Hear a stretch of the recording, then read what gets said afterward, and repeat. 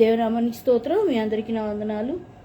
ఈ సమయంలో పరిశుద్ధ గ్రంథంలో నుంచి దేవుని యొక్క మాటలు మనం విందాం. పరిశుద్ధ గ్రంథంలో పేతురు రాసిన రెండో పత్రిక 3వ అధ్యాయం 17వ వచనం చదువుకుందాం. 17వ వచనంలో 4వ లైన్, మీకు కలిగిన స్థిర మనసును విడిచిపోకుండా కాచుకొని ఉండుడి. దేవుడి వాక్యం మన కొరకు దీవించునుగాక. ఇక్కడ దేవుడి చక్కని మాట ద్వారా ఈ యొక్క సమయంలో మనతో మాట్లాడుతున్నారు. ఏమనంటే, స్థిరమైన మనసును విడిచిపోకుండా కాచుకొని ఉండుడి అంటున్నాడు. స్థిరమైన మనసు అంటే అది వివేచించే మనసు అన్నమాట. స్థిర మనసుతో మనం ఏం చేయాలంట? కాపాడుకునే వారంగా ఉండాలంట. స్థిర మనసు విడిచిపోకుండా, అది మనల్ని ఎక్కడ కూడా విడిచి వెళ్ళిపోకుండా మనం ఏం చేయాలంటే కాపాడుకునే వారంగా ఉండాలంట. ఒకసారి స్థిర మనసు మనలో ఉన్నప్పుడు మన యొక్క మనసు ఏ విధంగా ఉంటుంది దేవుని పట్ల అనేది ఒకసారి చూద్దాం. మనం లూకా సువార్త 24వ అధ్యాయం మనం గమనించినట్లయితే, లూకా సువార్త 24వ అధ్యాయం 45వ వచనం చదువు. అప్పుడు వారు లేఖనములు గ్రహించినట్లుగా ఆయన వారి మనసును తెరచి. ఇక్కడ ఎప్పుడైతే స్థిర మనసు మనలో ఉంటుందో అప్పుడు లేఖనములను గ్రహించినట్లుగా మన మనసు తెరవబడుతుందంట. లేఖనములు అంటే దేవుని యొక్క మాటలు.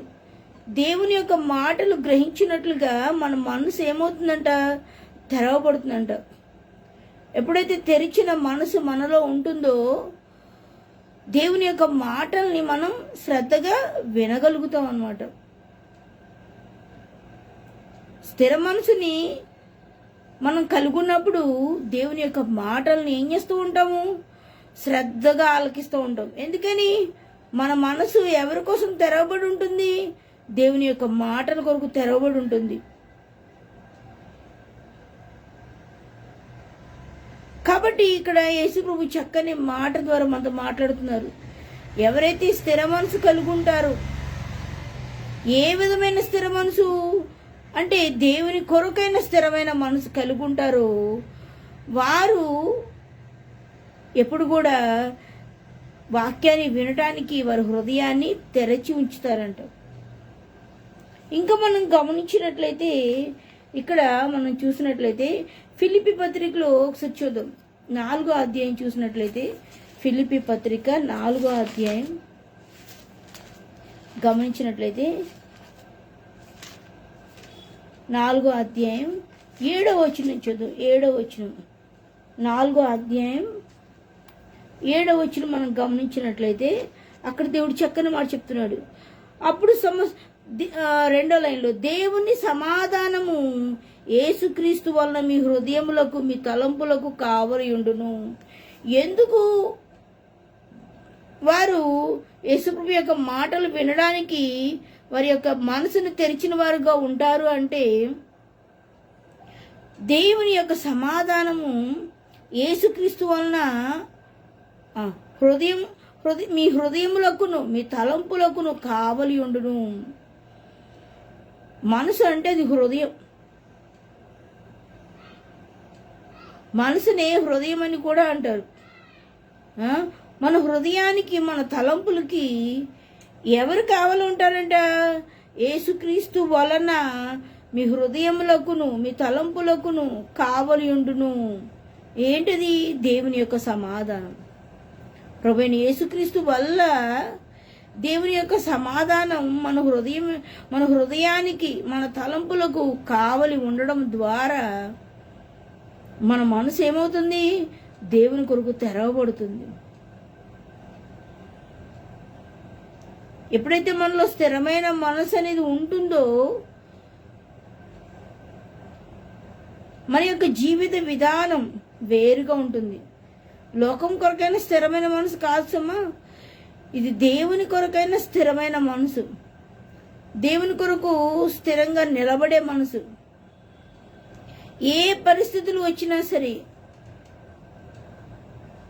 ఎలాంటి స్థితిగతులు వారి ముందు నిలిచినా కానీ దేవుని కొరకే నిలబడే మనసు, స్థిరమైన మనసు. నా ప్రాణం పోయినా పర్వాలేదు కానీ నేను యేసుప్రభుని మాత్రం విడిచిపెట్టిన మనసు, స్థిరమైన మనసు. ఒకసారి ఒక దేశంలో ఒక వృద్ధుడైన భక్తుడు ఉన్నాడు. ఆయన పేరు పాలికార్ప్. ఆయన చాలా వృద్ధుడు, 80 సంవత్సరాలు పైన ఉంది ఆయన వయసు, 85 సంవత్సరాల పైనే. మరి ఆయన యేసుప్రభుని సేవిస్తున్నందుకు ఆయన పట్టుకోవడానికి కొంతమంది పోలీసులు వచ్చారంట. పోలీసులు వస్తే ఆ పాలికార్పు ఏ మాత్రము భయపడట్ల, తన మనసుని స్థిరంగా పెట్టుకున్నాడు. ఎందుకు? చనిపోతే నేను ఎక్కడికి వెళ్తాను? యేసు దగ్గర ఉంటా. ఈ లోకంలో జీవించేది కొంతకాలమే, కానీ యేసు ప్రభుతో నిత్యము జీవిస్తాం, యుగయుగాలు తరతరాలు జీవించే ఉంటాం. మనం చనిపోయిన తర్వాతనే మన యొక్క అసలు జీవితం అనేది ప్రారంభమవుతుంది. ఆ జీవితం యేసుతో కూడా కలిసి జీవించే జీవితం అది. ఆ జీవితాన్ని కలిగి ఉండడానికి పాలికార్ప్ అనే భక్తుడు ఏమాత్రం కూడా ఈ లోకంలో పోలీసు వారు వచ్చి తను తీసుకెళ్ళి తన్ని చంపేస్తారని తెలిసినా కూడా ఏమాత్రం భయపడట్ల, ఆయన కలవరపడట్ల, దిగులు పడట్ల, చింతపడట్ల, వేదన చెందట్ల. చక్కగా వారితో కలిసి ముందుకు నడిచిన వ్యక్తిగా ఉన్నాడు. తను చనిపోవడానికి కూడా సిద్ధపడిన వ్యక్తిగా ఉన్నాడు. ఈ దినాల్లో క్రైస్తవులు ఎలా ఉన్నారంటే, అన్నీ సౌఖ్యంగా ఉంటే స్థిరంగా దేవుని వెంబడిస్తూ ఉంటారు. వారి జీవితంలో ఏమైనా కొంచెం తక్కువైంది అనుకోండి, ఏం చేస్తూ ఉంటారు? యేసు ప్రభుని వదిలిపెట్టడానికి కూడా సిద్ధపడిపోతూ ఉంటారు. అదే చంచల మనసు, స్థిర బుద్ధి లేని మనసు. కానీ ఎవరైతే యేసు ప్రభు కొరకు స్థిరంగా నిలబడతారో, యేసు ప్రభు కొరకు స్థిరంగా వారి మనసుని కాచుకొని ఉంటారో, అట్లాంటి వారు యొక్క హృదయము ఎప్పుడు కూడా ఎవరి కొరకు తెరవబడిన పుస్తకంలాగా ఉంటుంది? యేసు ప్రభు కోసం తెరవబడిన పుస్తకంలాగా ఉంటుంది. దేవుని కొరకు మన మనసును మనం తెరిచే వరంగా ఉంటాము. ఎప్పుడైతే మన మనసును దేవుని కొరకు స్థిరపరచుకుంటామో అప్పుడు ఏమవుతుందంటే దేవుని యొక్క సమాధానం యేసుక్రీస్తు వలన మన హృదయానికి, మన తలంపులకు కావలి ఉంటుందంట. ఎంత చక్కని మాట చెప్తున్నాడు దేవుడు. దేవుని సమాధానమే మనకుంటుందంట. అంటే ఎప్పుడైతే మన మనసుని స్థిరపరచుకొని యేసు ప్రభు కొరకు మన మనసుని తెరుస్తామో, యేసుక్రీస్తు ద్వారా తండ్రి అయిన దేవుడు మన హృదయానికి, మన ఆలోచనలకి ఏమిస్తాడంట? నెమ్మదిస్తాడంట. ఎంత చక్కని మాట. మనం ఎప్పుడైతే స్థిర హృదయంతో యేసు ప్రభు తట్టు చూస్తామో, స్థిరంగా ఉండాలి అంటే స్థిరంగా ఉండలేని పరిస్థితులు కూడా మనకు ఎదురవుతాయి. అనేక గలిబిలి, అనేక విధాలుగా సాతానుడు మనల్ని గలిబిలి చేస్తూ ఉంటాడు, కలవర పెడుతూ ఉంటాడు, ఆందోళన పరుస్తూ ఉంటాడు, పరిస్థితుల ద్వారా నెమ్మది లేకుండా చేస్తూ ఉంటాడు. నీ చుట్టూ ఉన్న వారి ద్వారా నెమ్మది లేకుండా చేస్తూ ఉంటాడు. సాతానుడు ఎన్ని పరిస్థితులన్నా కల్పించినవండి, మనం మాత్రం ఏమవ్వాలంటే నెమ్మదిగా ఉండాలి, సంతోషంగా ఉండాలి, సమాధానంగా ఉండాలి, ఆనందంగా ఉండాలి. దేవుని యొక్క సమాధానం మనతో ఉండాలి అంటే మనం ఏం చేయాలంటే స్థిరంగా యేసు ప్రభుని గట్టిగా మనం పట్టుకునే వారంగా ఉండాలి. ఇక్కడ యేసు ప్రభు చక్కని మాట ద్వారా మనతో మాట్లాడుతున్నాడు. మరి ఇక్కడ చెప్తున్న మాట మన హృదయాలకి నెమ్మదిచ్చే మాట, సంతోషాన్ని ఇచ్చే మాట, బలాన్ని ఇచ్చే మాట. మన హృదయం యేసుప్రభు కొరకు మనం స్థిరపరచుకుంటే దేవుని సమాధానం అంట మన హృదయాలకు, మన తలంపులకి, మనలో వస్తున్న అనేకమైన ఆలోచనలకి, సాతాను యొక్క ఆలోచనలకి దేవుడి చెక్ పెట్టేస్తాడనమాట. తన ఆలోచనలతో నిన్ను నింపుతాడనమాట. మన హృదయం కూడా దేవునికి వ్యతిరేకంగా నడవకుండా మన హృదయానికి కూడా దేవుడు సమాధానం ఇస్తాడంట. దేవుడు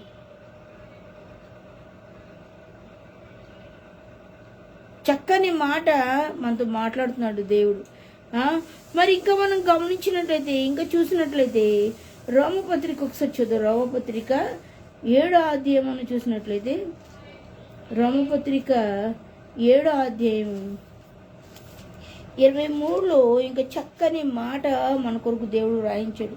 23 వచనం, వేరొక నియమము నా అవయవములో ఉన్నట్టు నాకు కనబడుచున్నది, అది నా మనస్సు నందున ధర్మశాస్త్రముతో పోరాడుచున్నది.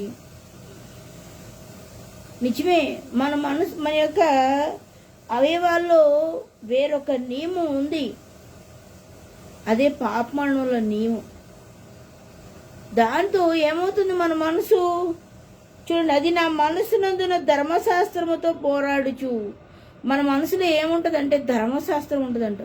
అంటే ఎదుటి వాళ్ళు నా పట్ల చెడ్డగా ప్రవర్తించారు కాబట్టి నేను వారి పట్ల చెడ్డగా ప్రవర్తించాలి. వాళ్ళు నన్ను తిట్టారు కాబట్టి నేను వాళ్ళని తిట్టాలి. వాళ్ళు నన్ను కొట్టారు కాబట్టి నేను కొట్టాలి. వాళ్ళు నన్ను గాయపరిచారు కాబట్టి నేను వాళ్ళని గాయపరచాలి అనేది మన మనసులో ఉన్న ధర్మశాస్త్రం. ధర్మశాస్త్రం ఏం చెప్తుందంటే కంటికి కన్ను అంటది, పంటికి పన్ను అంటది. వాళ్ళు ఎదుటి వాళ్ళు నీకేం చేశారు నువ్వు వాళ్ళకి అదే చేయాలంటది. మన మనసు ఈ ధర్మశాస్త్రంతో ఏం చేస్తూ ఉంటుంది, ఎప్పుడు కూడా పోరాడుతూ ఉంటుంది. ఈ పోరాటంలో మనం ఏం చేయాలి, మన అవయవాల్లో ఉన్న ఆ వేరొక నియమాన్ని మనం గెలవాలి అంటే మనం ఏం చేయాలి, మనలో స్థిరమైన మనసు ఉండాలి. ఎవరి కొరకు, దేవుని కొరకు స్థిరమైన తీర్మానం ఉండాలి. దేవా, నా శరీరంలో, నా అవయవాల్లో, నా మనసులో నీకు విరోధంగా ఏ పాపం నాలోకి వచ్చినప్పటికీ కూడా దాన్ని సిలువ కొడతాను నాయన. నా పాపాలన్నిటినీ నువ్వు సిలువలో భరించావు.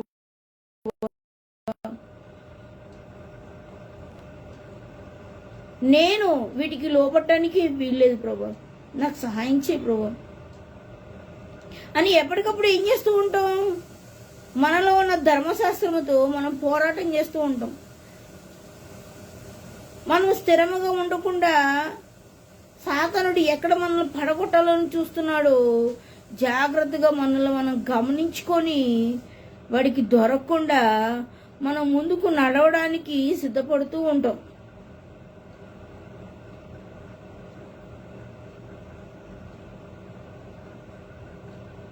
సాతాను అగ్నిబాణాన్ని ఆర్పడానికి మనం ఏం చేస్తూ ఉంటాం, వాటితో పోరాటం చేస్తూ ఉంటాం. అంటే ఏ విధంగా సాతానుడు మనతో పోరాటం చేస్తూ ఉంటాడంటే మనం చెప్పలేం. మనం దేవుని ఎరుగున్నాం కాబట్టి, స్థిర మనసుతో దేవుని వెంబడించాలన్న నిర్ణయాన్ని మనం కలుగున్నాం కాబట్టి మన ఇంట్లో వాళ్ళనే ప్రేరేపించవచ్చు మనల్ని శోధించడానికి. మన తల్లిదండ్రులే మనకు వ్యతిరేకంగా నిలబడవచ్చు, మన అన్నదమ్ములే మనకు వ్యతిరేకంగా నిలబడవచ్చు, మన అక్క చెల్లెళ్ళే మనకు వ్యతిరేకంగా ఉండొచ్చు, మన బంధువులే మనకు వ్యతిరేకంగా నిలబడవచ్చు. ఏ పరిస్థితి ఎదురైనా కానీ మన మనసులో ఉన్న ఆ ధర్మశాస్త్రంతో మనం ఏం చేయాలి, పోరాటం చేయాలి. ఏ పరిస్థితులు నాకు ఎదురైనా కానీ నేను స్థిరంగా దేవుణ్ణి కలిగి ఉంటాను, స్థిర మనసుతో దేవుని వెంబడిస్తాను అని మనం ఏం చేయాలి, స్థిరంగా నిలబడాలి. ఇంకా దేవుడు మనతో చక్కని మాట మాట్లాడుతున్నాడు. ఎప్పుడైతే మన మనసును మనం స్థిరపరచుకుంటామో దేవుని కొరకు, దేవుడు ఏం చేస్తూ ఉంటాడంటే మనల్ని నూతన పరుస్తూ ఉంటాడు. ఏ విధంగా ఒకసారి చూద్దాం. ఎఫ్ఎస్సి పత్రిక 4వ అధ్యాయం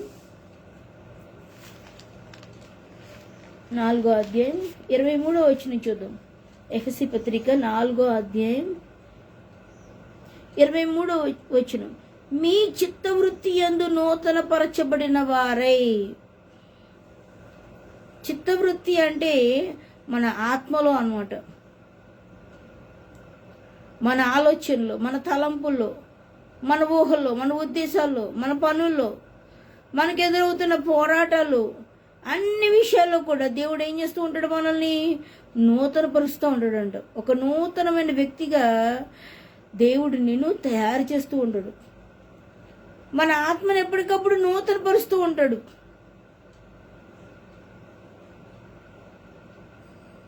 ఏ ఆటంకాలు మనకు ఎదురైనప్పటికీ మనము వాటితో ఏం పెట్టుకున్నాం? పోరాటం పెడుతున్నాం.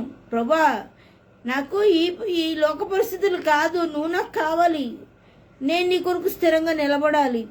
నేను నీ కొరకు బలమైన వ్యక్తిగా ఉండాలి. నా మనసు నీలో స్థిరంగా ఉండాలి. నేను నీ కొరకు స్థిరంగా ముందుకు సాగాలి ప్రభా అని ఎప్పుడైతే మనం దేవుని పైన ఆధారపడుతూ ఉంటామో, మన మనసుతో ఈ లోక పరిస్థితులతో దేవుని పక్షంగా నిలబడి పోరాటం చేస్తూ ఉంటామో, అప్పుడు దేవుడు ఏం చేస్తూ ఉంటాడంటే మనల్ని నూతన పరుస్తూ ఉంటాడు. అంటే బలమైన వ్యక్తులుగా దేవుడు మనల్ని తయారు చేస్తూ ఉంటాడు. దేవుని కొరకైన బలమైన వ్యక్తులుగా దేవుడు మనల్ని తయారు చేస్తూ ఉంటాడు. ఎప్పుడైతే దేవుని కొరకు బలమైన వ్యక్తులుగా మనం తయారు చేయబడతామో, మనలో ఏమవుతుంది? దేవుడు తన నూతన ఆత్మతో మనల్ని నింపుతూ ఉంటాడు. నూతన శక్తితో నింపుతాడు. నూతన బలముతో నింపుతూ ఉంటాడు. ఆత్మీయ జీవితంలో ఇంకా ఇంకా ఏమవుతాము? బలపరచబడుతూ ఉంటాం అన్నమాట. సాతానుతో పోరాటంలో సాతానికి ఎదురుగా మనం నిలబడుతున్నాం. ఎవరి పక్షంగా? దేవుని పక్షంగా. కాబట్టి దేవుడు ఏం చేస్తూ ఉంటాడు? మనల్ని నూతన పరుస్తూ, ఇంతకు ముందున్న శక్తి కంటే అధిక శక్తిని నీకు అనుగ్రహిస్తూ దేవుడు నిన్ను ముందుకు నడిపిస్తూ ఉంటాడు. ఇంకా మనం గమనించినట్లయితే మరి 1 కొరింథీ పత్రిక చదువు. 1 కొరింథీ పత్రిక మనం గమనించినట్లయితే మరి ఈ విధంగా మనము దేవునితో ముందుకు నడుస్తూ ఉన్న ఈ తరుణంలో, సాతాన్ని జయిస్తున్న తరుణంలో, మనము దేవునిలో నూతనపరిచి ముందుకు సాగుతున్న ఆ తరుణంలో సాతానుడు ఏం చేస్తూ ఉంటాడంటే మనకి ఏదో ఒక గాలం వేయాలని చూస్తూ ఉంటాడు. ఏ విధంగా అంటే మనం గమనించినట్లయితే ఇంకా మనం చూసినట్లయితే ఒకసారి 1 కొరింథీ పత్రికలోకి వెళ్దాం. 1 కొరింథీ పత్రిక 2వ అధ్యాయం మనం చూసినట్లయితే మనం ఎప్పటికప్పుడే శోధనలకు నిలబడి మరి మనం వాటికి ఎదురెదుతూ దేవుని మనసు కలిగి నూతనపరచబడిన వారమై మనం జీవిస్తూ ఉంటాం. అప్పుడు మనలో ఏ మనసు ఉంటుంది? దేవుని యొక్క మనసు ఉంటుంది. ఏ మనసు ఉంటుంది? దేవుని మనసు ఉంటుంది. దేవుని మనసు ఎరిగిన వారంగా ఉంటాం. దేవుని ఆలోచనలు ఎరిగిన వారంగా ఉంటూ ఉంటాం. ఒకసారి 1 కొరింథీ పత్రికలో మనం గమనించినట్లయితే 2వ అధ్యాయం 16వ వచనంలో ఒక మాట, చక్కని మాట. మనమైతే క్రీస్తు మనసు కలిగిన వారము. మనము క్రీస్తు మనసు కలిగి దేవునితో ఎప్పుడైతే నడుస్తూ ఉంటామో అన్ని అవరోధాలని ఇట్టే జయించగలుగుతూ ఉంటాం. సాతాను ప్రతి అగ్నిబడాన్ని ఆర్పగలుగుతూ ఉంటాం. ఎక్కడ వాడు మనల్ని అస్థిరులుగా చేయలేకుండా ముందుకు సాగుతూ ఉంటాం. ఆ సాగుతున్న ఆ సమయంలో సాతానుడు ఏం చేస్తూ ఉంటాడంటే మనలో ఏదో ఒక చిన్న ఆశ మనలో పెడతాడు, చిన్న కోరిక మనలో పెడతాడు, చిన్న తలంపు మనలో పెడతాడు. మనము దేవుణ్ణి స్థిర మనసుతో వెంబడిస్తూ, ఉదాహరణకి ఒక మాట చెప్పుకుందాం. మనం టీవీ చూడమనుకోండి. టీవీ అంటే మనకి ఇష్టం ఉండదు, టీవీని ఎప్పుడు ప్రేమించాం. కానీ ఏదో ఒక భయంకరమైన వార్త టీవీలో పెడతాడు. పెట్టి ఏం చేస్తూ ఉంటాడు? మన కళ్ళు అటు తిప్పుతూ ఉంటాడు. మనం దేవునితో బలంగా ముందుకు సాగి ఎప్పటికప్పుడే సాతాను యొక్క అగ్నిబాణాలు ఆర్పుతూ ఆయన శక్తితో నిలబడి స్థిర మనసు కలిగి దేవుని వెంబడిస్తున్న మనము ఒక్కొక్కసారి అనుకోకుండా సాతాను యొక్క మాయలో పడిపోతూ ఉంటాం.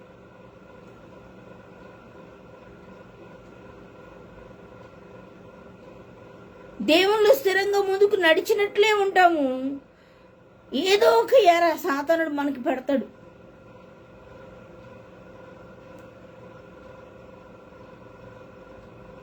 ఏదో ఒక శోధన మనకి కల్పిస్తూ ఉంటాడు. అయినా మనం దేవుని యొక్క మనసు కలిగి మనం వాటిని జయిస్తూ ముందుకు సాగుతున్నప్పుడు వాడు ఏం చేస్తూ ఉంటాడంటే, ఒక విషయంలో నువ్వు ఓడిపోలేదనుకో ఇంకో విషయం పెడతాడు,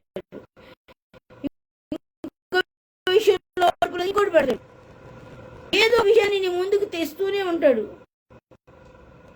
వాడిని ఇటు చీపో అంటే ఇటు వస్తాడు, ఇటు పోంటే ఇటు వస్తూ ఉంటాడు. సాతానుడు ఏంటంటే ఒకటి కలుగుంటాడు, ఎలాగైనా కానీ నీలో ఉన్న స్థిరమైన మనసుని కదిల్చివేయాలన్న ఆశ కలుగుంటాడు. మరి అప్పుడు ఏమవుతుందంటే సాతానుని మనం ఈజీగా ఏం చేయాలి? ఏ శక్తితో వాడిని జయించాలి అంటే దేవుని యొక్క శక్తితో మాత్రమే సాతాన్ని మనం జయించగలం.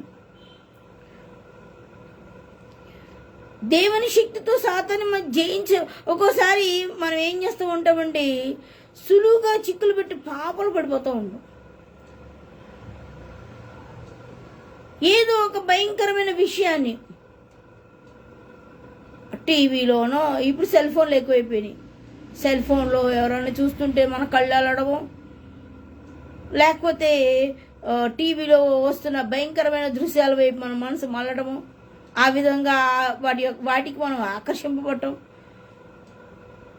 ఈ లోక విషయాలకి ఏదో ఒక విధంగా సాతానుడు మనల్ని ఏం చేస్తాడంటే ఆకర్షిస్తూ ఉంటాడు. ఆకర్షింపబడినప్పుడు ఏమవుతాము? ఒకసారి మనం దాని వైపు మళ్ళించబడం ఏమవుతామంటే దేవుని బిడ్డలంట సాతానుడు ఒకసారి దిగజార్చాడంట. ఏం చేస్తూ ఉంటాడు? కొంచెం స్లో పాయిజన్ లాగా మన మనసుని ఏం చేస్తూ ఉంటాడు? చెంచలు పరుస్తూ ఉంటాడు. నెమ్మదిగా నువ్వు ఒక విషయానికి నువ్వు లోపడిపోతే ఇంకో విషయం నీ ముందు పెడతాడు, ఆ విషయానికి కూడా లోపడిపోతే ఇంకో విషయాన్ని పెడతాడు.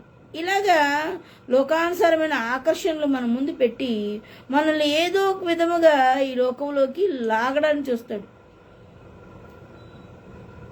అందుకే దేవుడు చెప్తున్నాడు, స్థిర మనసుని కలిగి ఉండులాగన మిమ్మల్ని మీరు భద్రపరుచుకోమంటున్నాడు దేవుడు. అయితే ఒకసారి మనం గమనించినట్లయితే, మనం చూసినట్లయితే మొదటి దశలోనికలకు రాసిన పత్రిక చూద్దాం. మొదటి దశలోనికలకు రాసిన పత్రిక 4వ అధ్యాయం మనం గమనించినట్లయితే, క్షమించాలి, ఎఫెసీ పత్రిక 4వ అధ్యాయం, ఎఫెసీ పత్రిక 4వ అధ్యాయం 18వ వచనం చూద్దాం.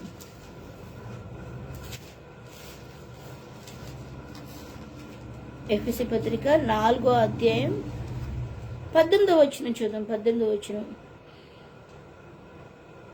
చక్కని మాట. వారైతే అంధకారమైన మనసు గలవారై తమ హృదయ కాఠిన్యము వలన తమలోనున్న అజ్ఞానము చేత దేవుని వలన కలుగు జీవములో నుండి వేరుపరచబడిన వారై తమ మనసుకు కలిగిన వ్యర్థతను అనుసరించి నడుచుకొనుచున్నారు. నెమ్మదిగా సాతానుడు ఏం చేస్తాడు? స్థిరంగా నువ్వు దేవునిలో ముందుకు సాగడము సాతానికి ఇష్టం ఉండదు. ఏం చేస్తూ ఉంటాడు? నెమ్మదిగా నేను లోకంలోకి నడిపిస్తూ ఉంటాడు, నిన్ను త్రోవ తప్పిస్తూ ఉంటాడు. మనకు తెలియకుండానే మనం ఏం చేస్తూ ఉంటాము, దేవునిలో ముందుకు సాగుతున్నాం అనుకుంటూనే, స్థిర మనసుతో దేవుని వెంబడిస్తున్నాం అనుకుంటూనే లోక విషయాల వైపు మన హృదయం మళ్లించబడుతుంది. అప్పుడు ఏమవుతుంది, మన హృదయం అంట కఠినం అవుతుందంట.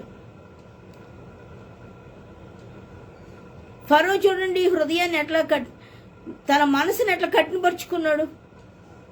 ఒక తెగులు వచ్చింది, ఆగాడా?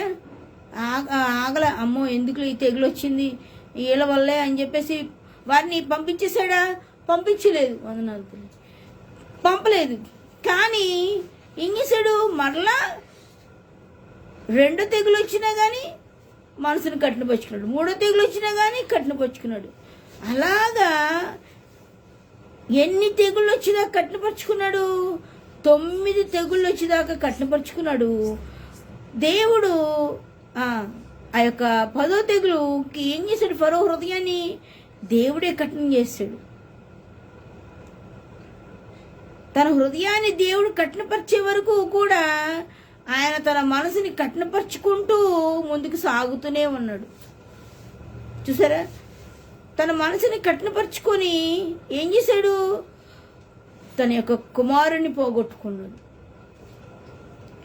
ఇక్కడ కూడా దేవుళ్ళు స్థిరంగా మనం ముందుకు బలంగా నడుస్తున్న ఆ తరుణంలో సాతానుడు ఏం చేస్తూ ఉంటాడంటే, నెమ్మదిగా లోక విషయాల వైపు మన మనసును మళ్లించి వాటి వైపు మనం ఆకర్షింపడేట్లుగా చేసి మన హృదయాన్ని ఏం చేస్తాడు, కఠినం చేస్తాడు.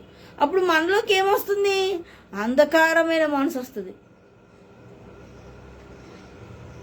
మనం కళ్ళు మూసుకుంటే మనకి ఏమైనా కనపడతాయా? ఏం కనపడవు. అట్లాగే సాతానుడు మన మనసుని అంధకారంతో నింపేస్తాడు. ఎప్పుడైతే నెమ్మదిగా నువ్వు లోకం వైపు నీ మనసుని మళ్ళిస్తూ ఉంటావో, నీ యొక్క హృదయాన్ని ఏం చేస్తూ ఉంటాడు, సాతానుడు కఠినపరుస్తాడంట. అప్పుడు దేవుని సన్నిధికి వెళ్ళకపోయినా మన మనసు ఏం మనకు చెప్పదు, ఈరోజు నువ్వు వెళ్ళలేదేంటి దేవుని సన్నిధికి అనే మనసు మనలో రాదు. ఎందుకు ఈరోజు నువ్వు ప్రార్థన చేయలేదు అనే మనసు మనలోకి రాదు. ఎందుకు దేవుని పాదాలను పట్టుకోలేదు అనే మనసు మనలోకి రాదు. ఏం అవుతులే, రోజు ప్రార్థన చేసుకుంటున్నాను, ఈ ఒక్కరోజేగా అనిపిస్తుంది. నేను రోజు బైబిల్ చదువుకుంటున్నాను, ఈ ఒక్కరోజేగా అనిపిస్తుంది మనకి. నేను రోజు దేవునికి లోపడుతున్నాను, ఈ ఒక్క తప్పేగా నేను చేసింది అనిపిస్తుంది. సాధారణ ఏంటంటే భక్తి జీవితంలో స్థిరమైన మనసుతో మనం ముందుకు నడుస్తున్నప్పుడు సాతానుడు తెలివిగా ఏం చేస్తూ ఉంటాడంటే, వాడు బాణాలు వేసి ఆ బాణాలకు మనం చిక్కుపడినప్పుడు ఆడు సంతోషపడతాడు. ఎప్పుడైతే మనలోకి అంధకారమైన మనసు మనలోకి వస్తుందో మన మనసు ఏమవుతుంది, కఠినమైపోతూ ఉంటుంది. ఇంకా ఏమవుతుంది, మనం ఏం చేస్తూ ఉంటాం, మన మనసుకి ఏ వ్యర్థమైన ఆలోచన వస్తే ఆ వ్యర్థమైన ఆలోచన అనుసరించి ఏం చేస్తూ ఉంటాం, ముందుకు నడుస్తూ ఉంటామంట. చూడండి దేవుడు ఎంత కఠినంగా మాట్లాడుతున్నారు. దేవుని వలన కలుగు జీవములో నుండి వేరుపరచబడిన వారి తమ మనసుకు కలిగిన వ్యర్థతను అనుసరించి నడుచుకుంటారంట. దేవుడు నిన్ను చక్కగా నడిపిస్తాడు, తన ఆత్మతో నింపి, తన మనసుతో నింపి, స్థిర మనసుతో నింపి, దేవుని కొరకు బలమైన వ్యక్తిగా నువ్వు ముందుకు సాగులాగున దేవుడు నీకు అన్ని విషయాలు బోధిస్తూ ముందుకు నడిపిస్తుంటే సాతాను వేసిన ఎరలకు మనం ఎప్పుడైతే లోబడిపోతామో అప్పుడు సాతానుడు ఏంటంటే దేవుని యొక్క జీవములో నుండి మనల్ని వేరు చేసి మన మనసుకు కలిగిన వ్యర్థతని మనం అనుసరించి నడిచేవారిలాగా మనల్ని తయారు చేస్తాడంట. అడికి ఎంత ప్లాన్ ఉంది చూసారా మన పట్ల. మనం స్థిరంగా ఉండటం కావాలా, మనము చెదిరిపోవటం కావాలా? మనం స్థిరంగా ఉండటమే కావాలి. ఎవరి కొరకు? దేవుని కొరకు. నువ్వు దేవుని కొరకు నువ్వు స్థిరంగా నువ్వు నిలబడితే దేవుని యొక్క సమాధానం మన హృదయాలకు, తలంపులకు కాపలా ఉంటుందంట. దేవుడు మనతో ఉంటాడు, తన సమాధానాన్ని మనకిస్తాడు, మన హృదయానికి, మన యొక్క తలంపులకి. అదే దేవుణ్ణి విడిచిపెడితే దేవునికి దూరం అయిపోతే, నీ మనసును నువ్వు కట్నం చేసుకుంటే నువ్వేమైపోతావు? చీకట్లోకి జారిపోతావు. చీకట్లో నువ్వు నడుస్తున్నప్పుడు ఆ చీకటి యొక్క కోరల్లో నువ్వు చిక్కుబడిపోయినప్పుడు నీ నడక ఏమిటో నీకు అర్థం కాదు, నీ పని ఏమిటో నీకు అర్థం కాదు, నీ ఆలోచన ఏమిటో నీకు అర్థం కాదు, నువ్వు ఏ స్థితిలో నశించిపోతున్నావో నీకు అర్థం కాదు. సాతానుడు ఎంతో క్విక్గా నిన్ను దారి తప్పించడానికి ఎప్పుడు వేచి చూస్తూ ఉంటాడు. వాడి ఆలోచనకు మనం చిక్కుపట్టం కాదు. మన ఆలోచన ఎప్పుడు కూడా దేవుని వైపుకే మొగ్గు చూపించాలి. నేను ఏమైనా సరే, నా పరిస్థితులు ఏమైనా కానీ నేను మాత్రం స్థిరంగా దేవుణ్ణి హత్తుకోవాలి, అంతే అనుకోవాలి మనం. అప్పుడే దేవుళ్ళు స్థిరంగా మనం ముందుకు నడవగలం.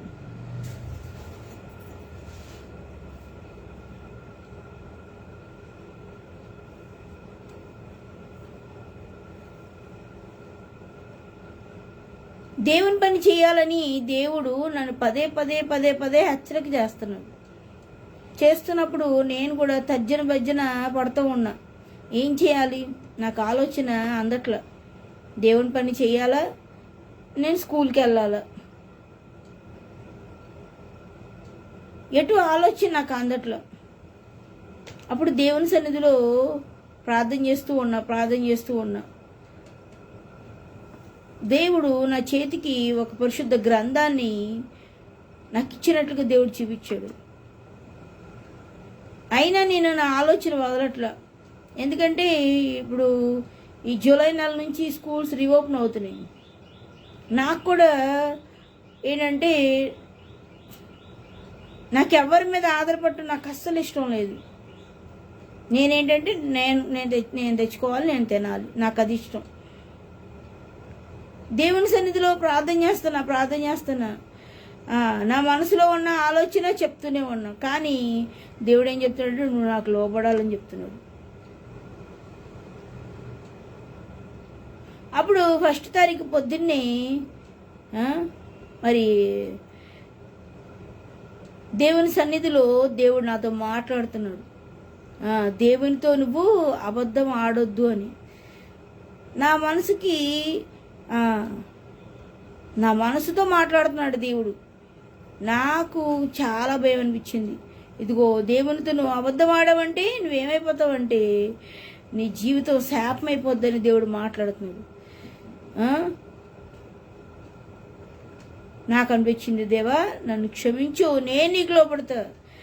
ఇప్పటి వరకు అస్థిరమైన మనసుతో ఉన్నా, కానీ ఈ దినమందే నీకు స్థిరమైన మనసుతో నీ ఎదుట నేను నిలబడుతున్నాను. ఆయన ఏమున్నా లేకపోయినా, ఈ లోకంలో ఏది ఉన్నా లేకపోయినా పర్వాలేదు నాయన, నేను నీ కొరకే స్థిరంగా నిలబడతా ప్రభా అని స్థిరమైన తీర్మానం తీసుకోవడానికి దేవుడు నాకు ఎంతో సహాయం చేశాడు. మనలో స్థిరమైన మనసు లేకపోతే సాతానుడు ఏంటంటే మనల్ని ఎలాగోలా చంచల మనసులుగా చేసి మనతో ఆడుకోవాలని చూస్తూ ఉంటాడు. మన హృదయాన్ని కఠినపరిచి మనల్ని దారి మళ్లించాలని చూస్తూ ఉంటాడు. మనం నష్టపోవడమే వాడికి ఇష్టం, మనం మేలు పొందడం యేసయ్యకి ఇష్టం. కాబట్టి మనం ఏం చేయాలి? మనల్ని మనం గమనించుకోవాలి. మన మనసు ఎక్కడ వ్యర్థమైన దారిలో మనల్ని నడిపిస్తుందో దాన్ని గమనించుకొని దేవుని యొక్క స్థిరమైన తీర్మానంలోకి మనం ఏమవ్వాలి? మలచబడాలన్నమాట. ఇంకా మనం గమనించినట్లయితే 2వ తిమోతి పత్రిక చూద్దాం, 3వ అధ్యాయం. మనం గమనించినట్లయితే 2వ తిమోతి పత్రిక 3వ అధ్యాయం, 2వ తిమోతి పత్రిక 3వ అధ్యాయం 8వ వచనం చూద్దాం. 8వ వచనం 2వ లైన్. చెడిన మనసు కలిగి విశ్వాస విషయంలో భ్రష్టులై సత్యమును ఎదురింతురు. ఎప్పుడైతే దేవునికి వ్యతిరేకమైన మనసు మనలోకి వస్తుందో ఏమవుతుంది?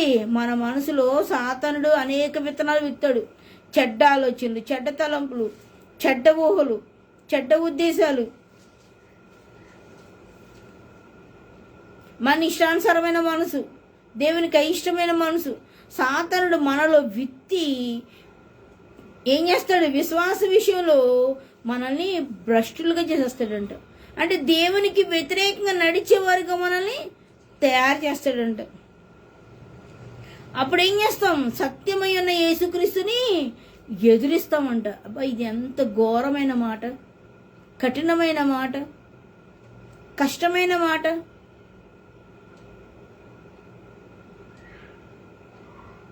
ఎప్పుడు కూడా దేవునికి వ్యతిరేకంగా నడవడానికి మాత్రం మన హృదయంలోకి ఆలోచన అస్సలు రానివ్వకూడదు. దేవునితోనే మన అడుగు వేసే వరంగా ఉండాలి. దేవునితోనే మనం ముందుకు నడిచే వరంగా ఉండాలి. స్థిరంగా దేవుని పట్టుకోగలిగిన వారంగా ఉండాలి. అందుకే దేవుడు చెప్తున్నాడు, మనలో చెడిన మనసు ఎప్పుడైతే వస్తుందో మన విశ్వాస విషయంలో భ్రష్టులం అయిపోతామంట. అంటే ఈ లోకంలో ఉన్న దురాశని అనుసరించి నడిచే వరంగా అయిపోతామంట. అట్టి స్థితి మనకొద్దు. సత్యాన్ని ఎదిరించే వరంగా మనం ఉండటానికి వీల్లేదు. సత్యం అంటే ఎవరు? యేసుక్రీస్తు. మనం యేసుక్రీస్తుని ఎదిరించి ఈ లోకంలో బ్రతకగలమా? బ్రతకలేము. మనం బ్రతికేది కొన్నాళ్లే. ఈ బ్రతికే కొన్నాళ్లలో దేవునికి ఎదురు తిరిగితే ఇంకా మనకి లైఫే ఉండదు, అన్నం కూడా దొరకదు. నన్ను అడిగితే ఇంకా మన జీవితం ఏమైపోతుందంటే చింపిరి జీవితం అయిపోద్ది, చింపిరి బ్రతికి అయిపోతుంది. మన స్థితి చింపిరి స్థితి అయిపోతుంది.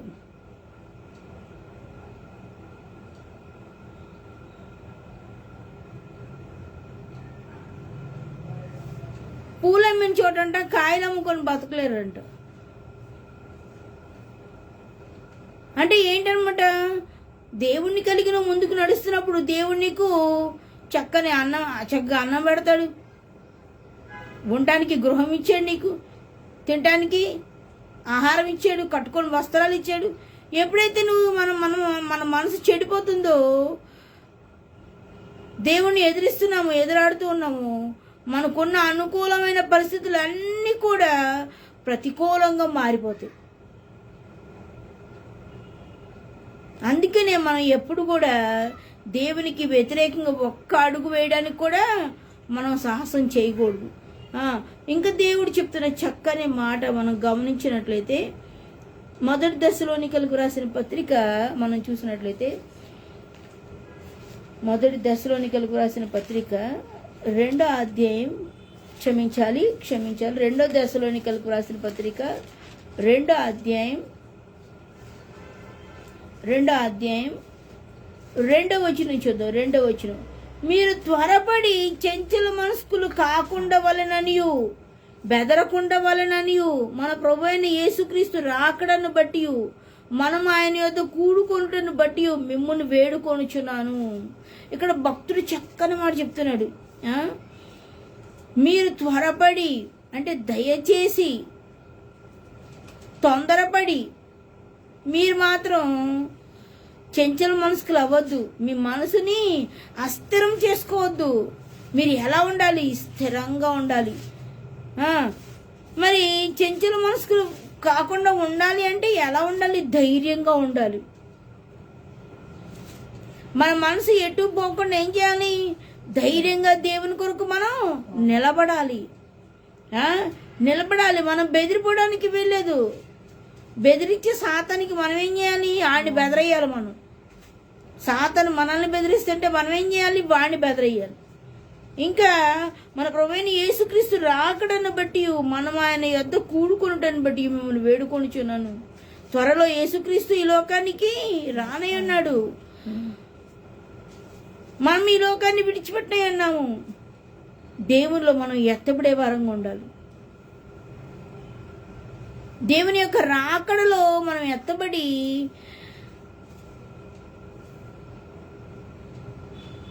ఆయన మహిమ సింహాసనం ఎదుట మనం కూర్చునే వారంగా ఉండాలి. దేవుడు మనల్ని బ్రతిమలాడి చెప్తున్నాడు, మీరు బెదిరిపోవద్దు, చంచల మనసుకులుగా ఉండొద్దు, స్థిర మనసు లేని వారుగా మీరు ఉండొద్దు. మీరు స్థిరంగా ఉండాలి, ధైర్యంగా ఉండాలి, బెదరని మనసు ఉండాలి మీలో. త్వరలో నేను రాబోతున్నాను, మీరు నా దగ్గర కూడుకోబోతున్నారు. కాబట్టి మీరు ధైర్యంగా ఉండాలి. ఏ మనసు కలిగి ఉండాలి? స్థిర మనసు కలిగి ఉండాలి. మనం చదువుకున్నాం, 2 పేతురు పత్రికలో చదువుకున్నాం. ఏమని చదువుకున్నాం? ఒకసారి చూద్దాం, చూడండి. 2 పేతురు పత్రిక 2 పేతురు పత్రిక 3వ అధ్యాయం 2 పేతురు పత్రిక 3వ అధ్యాయం మనం గమనించినట్లయితే 17వ వచనంలో చదువుకున్నాం. మనం ఏం చదువుకున్నాం ఒకసారి చూడండి. ఒకసారి 2 పేతురు పత్రిక 3వ అధ్యాయం 17వ వచనంలో ఏం చెప్పుకున్నాం? మీకు కలిగిన స్థిర మనసుని విడిచిపోకుండా కాచుకొని ఉండుడి. ఇది మనం చదువుకున్న మాట. మనకు కలిగిన స్థిర మనసుని మనం ఏం చేయాలి? ఎప్పటికప్పుడే కాచుకోవాలంట, భద్రపరుచుకోవాలి, దాన్ని దాచుకోవాలన్నమాట. బంగారాన్ని ఏ విధంగా మనం దాచుకున్నామో అట్లా దాన్ని దాచుకోవాలి.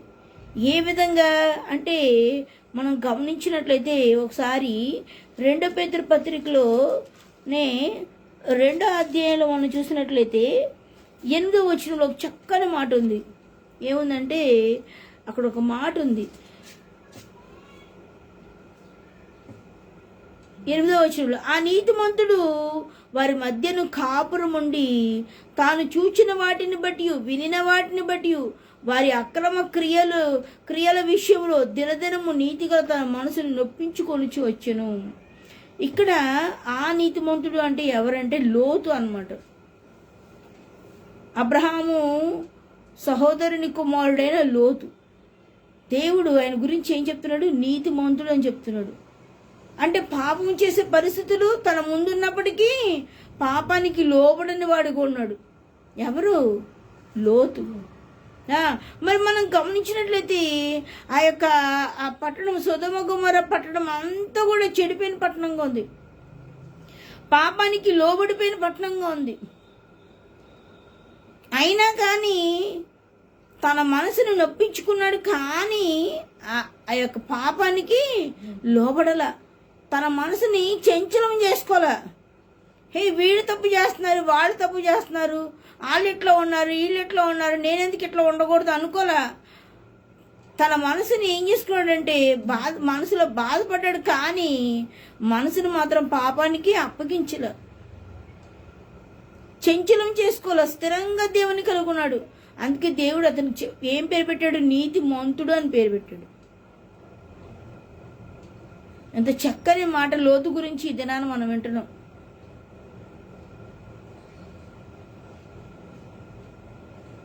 మనం కూడా పాపం చేసేవారిని చూసి మనం బాధపడి వారి కొరకు ప్రార్థన చేయాలి, కానీ మనము ఆ పాపం తట్టు మళ్ళీపోయి మన మనసును మనం చంచలం చేసుకోవడం ఎంత మాత్రం కూడా దేవునికి ఇష్టం ఉండదు.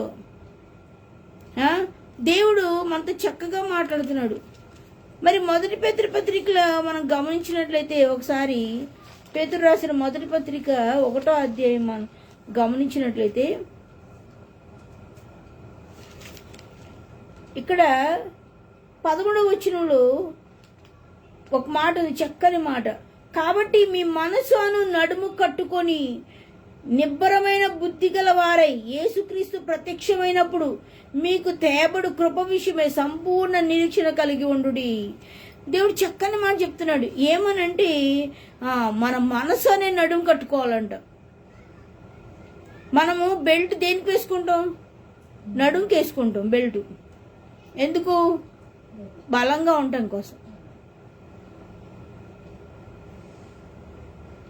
అలాగే మన యొక్క మనసు కూడా బలంగా ఉండటానికి మనం ఏం చేయాలి? మన మనసుకి బెల్ట్ వేయాలంట. ఏ బెల్ట్ వేయాలి? యేసుక్రీస్తు అనే బెల్ట్ వేయాలి. స్థిరమైన మనసు అనే బెల్ట్ వేయాలి. నాకు ఏ పరిస్థితులు ఎదురైనప్పటికీ కూడా నేను దేవునిలో నుంచి తొలగిపోను, నేను దేవునితోనే ఉంటాను అనే బెల్ట్ మనం వేయాలి. దేవుడు చెప్తున్నాడు, మీ మనసును నడుము కట్టుకొని నిబ్బరమైన బుద్ధి గలవారే. మన మనసు ఎలా ఉండాలి? నిబ్బరంగా ఉండాలి. ఏ పరిస్థితి మన ముందు నిలబడినా కానీ మనం ఏం చేయాలి? నిబ్బరంగా ఉండాలి. చెంచులు అయిపోకూడదు, కుంగిపోకూడదు, కలత చెందిపోకూడదు. మనకి వ్యతిరేకమైన పరిస్థితులు ఏదొచ్చినా కానీ కూడా మనము ఏమవ్వాలి? కృంగిపోకూడదు, కలత చెందకూడదు, దిగులు చెందకూడదు, చలించిపోకూడదు. సాతానుడు మనల్ని చెదరగొట్టడానికి చూచినప్పుడు మనం చెదిరిపోయే వారంగా ఉండకూడదు. మన నడుముకి ఎట్లా బెల్ట్ వేసుకుంటామో అట్లాగే మన యొక్క మనసుకి మనం బెల్ట్ వేయాలి. ఏ బెల్టు? స్థిరమైన మనసు అనే బెల్ట్ వేయాలి. వేసి మనం ఎలా ఉండాలంటే నిబ్బరంగా ఉండాలి. సాతానా, ఏ పరిస్థితి కల్పిస్తావో కల్పించు, నువ్వేం చేస్తావో చెయ్యి, నేను చూస్తా. నేను ఎవరిని అనుకున్నావు? నేను వేసే బిడ్డని, నేను వేసే కుమార్తెని, నేను వేసే కుమారుణ్ణి అని నువ్వేం చేయాలి? ధైర్యంగా నిలబడాలి. సాతాను ముందు మనం ఎప్పుడైతే ధైర్యాన్ని ప్రదర్శన చేస్తామో అడేం చేస్తాడు? తోక ముడుచుకొని వెళ్ళిపోతాడు అంతే. ముందు ఏం చేస్తాడంటే మనల్ని భయపడడానికి చూస్తాడు, మనల్ని కలవరపడడానికి చూస్తాడు, మనల్ని చంచల మనస్కులు చేయడానికి చూస్తాడు. వాడు పెడుతున్న గలిబిలి కలవరం వైపు మనం చూసి కలవరపడిపోతే ఏమవుతాం? మనం కూడా ఆత్మలో దిగజారిపోతాం, స్థిర మనసును కోల్పోతాం. మనం వాడికి భయపడటం కాసుమా, బయటుండి భయపెట్టేవాడేనంట. అంటే నీ ముందున్న పరిస్థితుల ద్వారా నీకు భయాన్ని పుట్టిస్తూ ఉంటాడు, కానీ నిన్నేం చేయలేడు వాడు. నువ్వెవరు? యేసుప్రభు బిడ్డవు, యేసుప్రభు యొక్క కుమారుడివి, కుమార్తెవి. కాబట్టి మనం ఏం చేయాలంటే మన మనసుకు మనం బెల్ట్ వేయాలి. ఏ పరిస్థితులు నాకు ఎదురైనప్పటికీ కూడా నేను స్థిరంగా ఉంటాను అనుకోవాలి.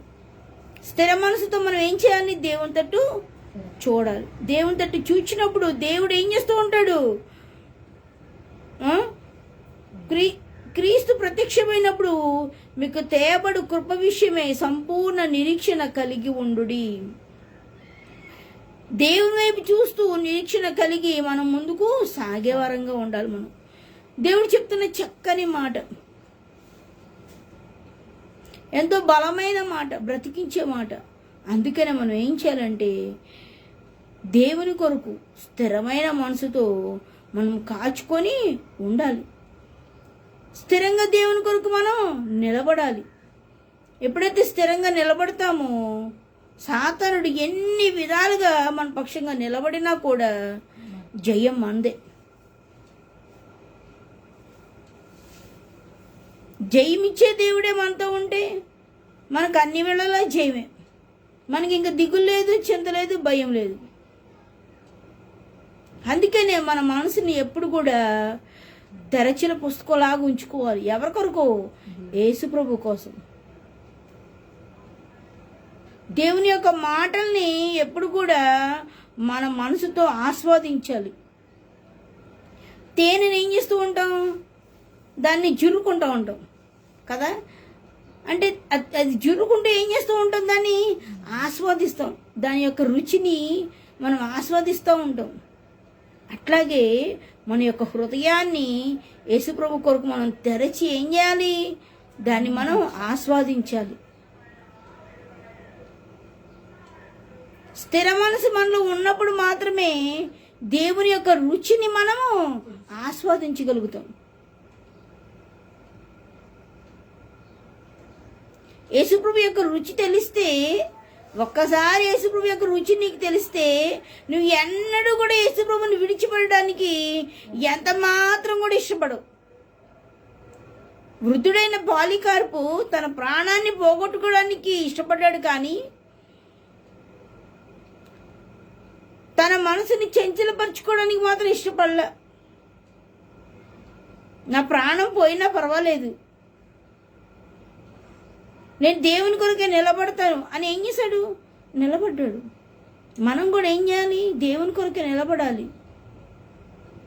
ఏ పరిస్థితి కొరకు మనం కదిలిపోవడానికి వీలేదు. దేవుని కొరకు స్థిరంగా నిలబడి దేవుని కొరకు బలంగా ముందుకు సాగులాగున దేవుడు మనందరికీ సహాయం చేయనుగాక. ఎంత చక్కని మాటలు ఈ దినమందు దేవుడు మనతో మాట్లాడుతున్నాడు. మరి స్థిర హృదయం నీలో ఉందా? స్థిరమైన మనసు నీలో ఉందా? ఈ దినం మన మనసుని ఏం చేయాలి? మనం పరీక్షించుకోవాలి. అవును, నేను దేన్ని బట్టి నా మనసుని చంచలపరుచుకుంటున్నాను అంటే నా మనసు రకరకాలుగా పోతా ఉంది. దేవుళ్ళు ఎందుకు నేను స్థిరంగా ఉండలేకపోతున్నాను? దేవుని కొరకు బలంగా నేను ఎందుకు నిలబడలేకపోతున్నాను అని మనల్ని మనం పరీక్ష చేసుకోవాలి. మరి ఈ దినాన మన హృదయాన్ని మనం పరీక్ష చేసుకొని దేవుని ఎదుట మన మనసుని మనం ఏం చేయాలి? స్థిరపరచుకోవాలి. ఎప్పుడైతే మన మనసుని దేవుని కొరకు స్థిరపరచుకుంటామో అప్పుడు దేవుడు తన సమాధానాన్ని మన హృదయానికి, మన తలంపులకి ఇచ్చే దేవుడుగా ఉన్నాడు. స్థిర మనసుతో దేవుని తట్టు చూచి ఆయన యొక్క సమాధానాన్ని మనం పొందుకునే వారంగా ఉండాలని కోరుకుంటూ ఈ వాక్యాన్ని ముగిస్తున్నా. మీ అందరికీ కూడా నా హృదయపూర్వక వందనాలు.